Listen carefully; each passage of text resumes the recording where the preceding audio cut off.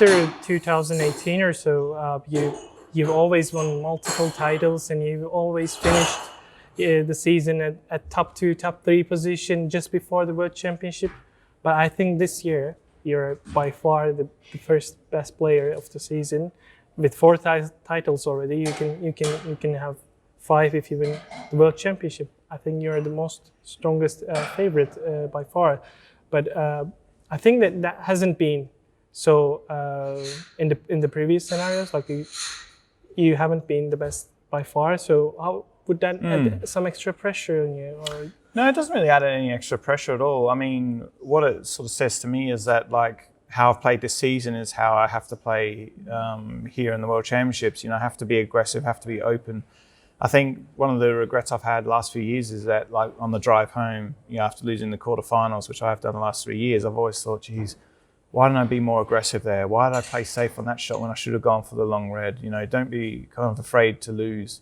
And that's what I've done so well this season, is that I've still gone for my shots. I'd rather fans watching around the world or the commentators, I'd rather them say, oh, Neil was very aggressive on that shot, or, you know, maybe he was too risky or too attacking on that shot, rather than Neil's not playing his game here, he's getting drawn into too much safety with like Selby or, you know, sort of stuff. It's like I'm very good at safety play when I need to be, but it shouldn't be the focus of how I win matches. You know, the focus on how I win matches should be, you know, attacking, get the balls open, knocking great long reds, and, you know, make big hundreds. And, you know, that's what served me sort of so well this season and over the years. It's always been my strongest strength, and so I need to make sure that the matches are played, you know, every frame, every session is played on my terms with the way I want to play. And I think that's what people at home watching on TV or people that are in here in the crowd, that's what they want to see. They want to see, you know, really attacking snooker. Close frames are great every now and again, but not all the time, you know, and so that's going to be my focus.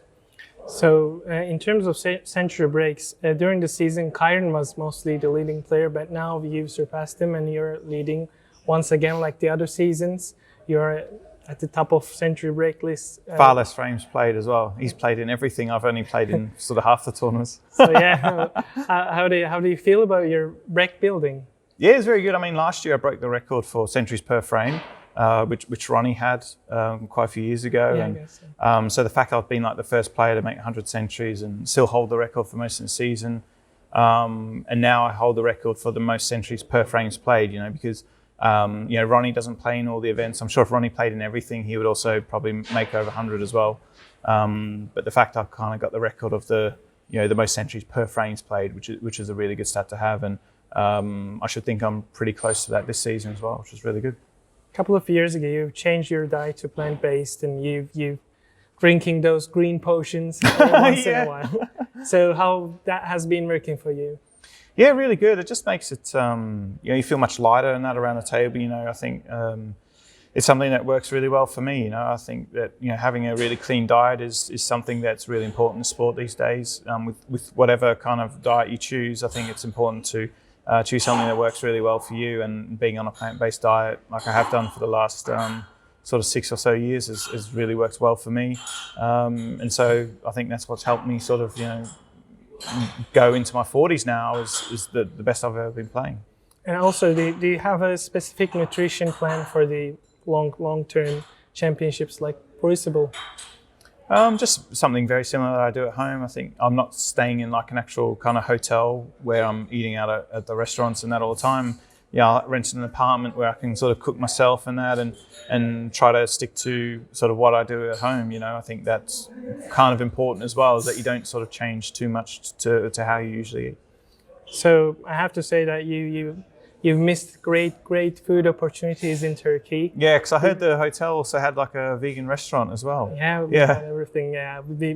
Yeah, fans were expecting you there, but you had to withdraw for certain reasons. But in the following years, are we going to see you in Turkey? Yeah, because I mean, I saw the pictures and everything, and like, you know, like some of the players posting on social media of the hotel and stuff and around. And then I saw the scenes when, you know, Judd made the 147 in the final. It looked like unbelievable, the crowd, and so I was really pleased that the Turkish fans and that got to sort of experience that, because not all the tournaments produce like a 147 in the final, very few, and yeah, so I was more than pleased. I was really happy for everyone in Turkey to be able to see such a brilliant event, and also all the players spoke really highly of it as well. So yeah, I certainly think that next year you'll hopefully definitely see me there. Thank you very much, Neil. All right, cheers. Thank you.